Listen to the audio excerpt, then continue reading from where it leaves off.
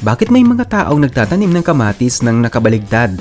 Karamihan ay iniisip na ang mga ugat ay palaging pababalang tumutubo, pero kakaiba ang kamatis. Kapag nakasabit ito ng pabaligtad, mas madaling makarating ang tubig at sustansya sa bunga. Parang tuloy-tuloy na supply ng pagkain para sa halaman.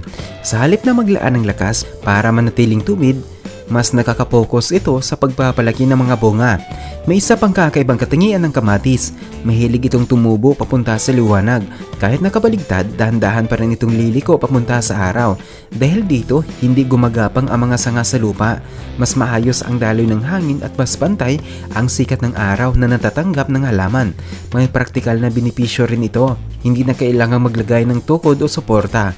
Hindi mo rin kailangang mag-alala sa mabibigat na sanga. Para sa mga nagtatanim sa bahay, malaking ginhawa ito at ito pang isa sa pinakamagandang bahagi. Mas kaunti ang problema sa lupa. Doon kasi madalas matatagpuan ang iba't ibang insekto. Pero kapag nakasabit sa hangin, mas malinis ang paligid nito. Mas madali rin ang pag-aani. Pitas lang at tagos na. Syempre, hindi rin ito perpekto. Dahil maliit ang kadalasan ng lalagyan, mas mabilis matuyo ang tubig. Kaya kailangan itong diligan ng mas madalas. Kapag napabayaan, mabilis ding matutuyo ang halaman. Hindi nito pinapalitan ng karaniwang pagsasaka. Isa lang itong alternatibong paraan ng pagtatanim.